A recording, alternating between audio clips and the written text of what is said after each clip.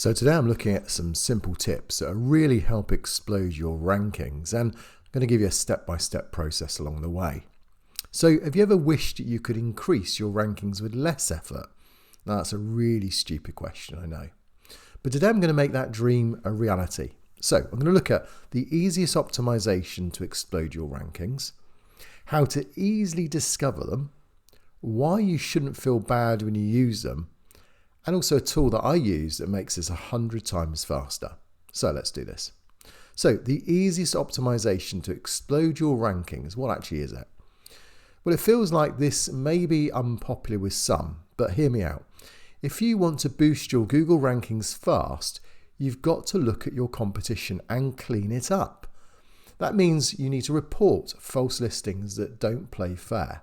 A false profile takes up space. So basically all the people ahead of you, if they're false profiles, they're pushing you down. So you could be 20th and actually you should be first because you've got 19 others that shouldn't be ahead of you. That's basically the reasoning here. So you don't want your business that's legitimate to be then ranking less because of these ones that are using those types of tactics. So there's ways around this. Don't worry, it's easier than you think to spot these as well. So there are three types of listings that you can report. There's a fake or non-existent business.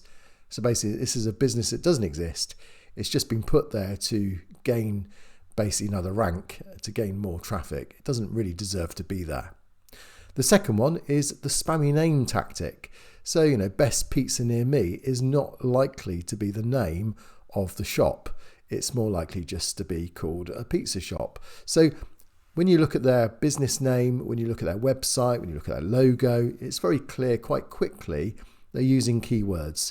And these keywords, so things like best pizza near me, will get them a lot of traction. It will get them a lot of ranking. But it's not true. It's not their real business name. It actually breaks the compliancy and the guidelines that Google gives. So you need to report it. Google expects you to do that. And third, inactive listings. If it's an old listing, if it's been around inactive for months, then it really needs to be removed. That's a prime target for removal because it doesn't exist, it's been closed down, or it was just added and then was never actually a business that was set up in the first place. These are basic things, but they'll get you started. Just imagine the fact that you've got all these false listings ahead of you, and now your ranking position can go right up once you start removing them. If you're wondering if this is okay, it's actually something Google encourages. They've been building tools to help make it even easier for you. So let's have a look at that. How to easily discover them. So let's break down. We said it's a step-by-step. So I'm going to break this down on spotting the types of ones that are really easy to find. You'll be surprised how much easier it is once you start practicing doing these things as well.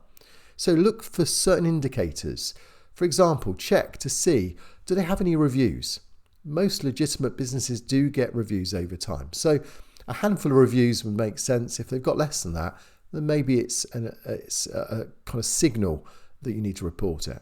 Secondly, look at the business name. If you've got weird names, if you've got keyword stuff names, as we've mentioned before, if they say things like plumber near you, open 24/7, that's a sure sign that you need to report it. Number three, look at their photos. Do they have no photos? Do they have, say, photos without logos? Most businesses that are set up are going to have a logo and some basic photos.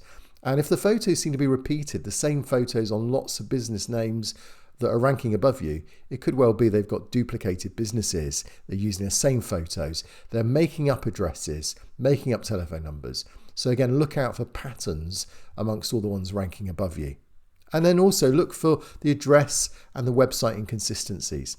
If the address doesn't make sense, if it's an area that seems to be made up, if there's no website linked through to it, then it probably isn't real either. Use these as a checklist because as you start looking, you'll see lots of patterns. You'll be surprised how many of your competitors are genuinely not meant to be there. They should be removed. They're either duplicated or the business doesn't exist.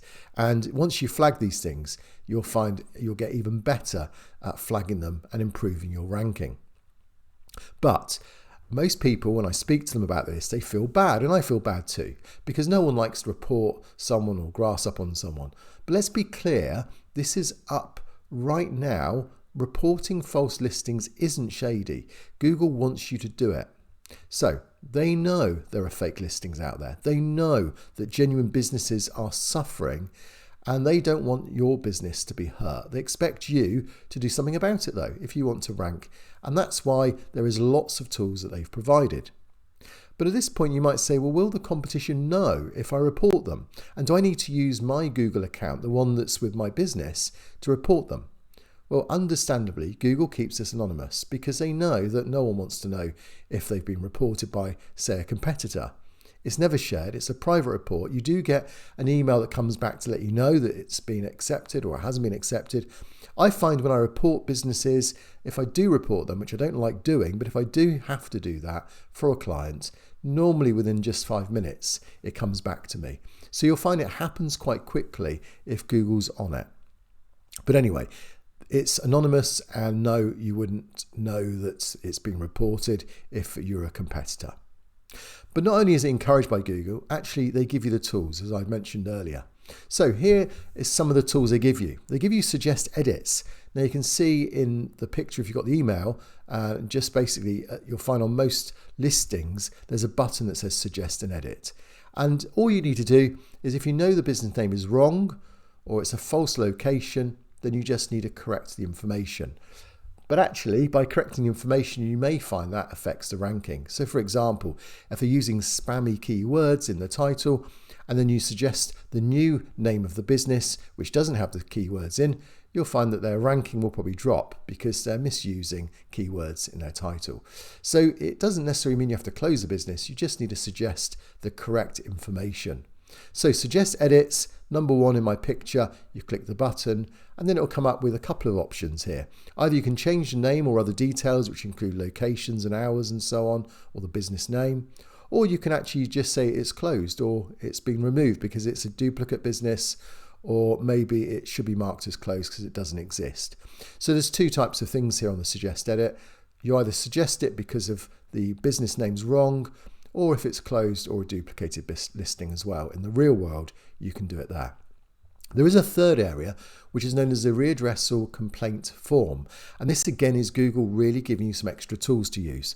This form, which I've got a link to it in the email, is available from Google. So if you do a search for Google Business Profile, readdressal complaint form, it'll come up as well. And it's basically documentation where you can get a bit more nitty gritty. You can really report some false information and it'll get directly to Google, and that will then immediately affect rankings around it if Google accept it.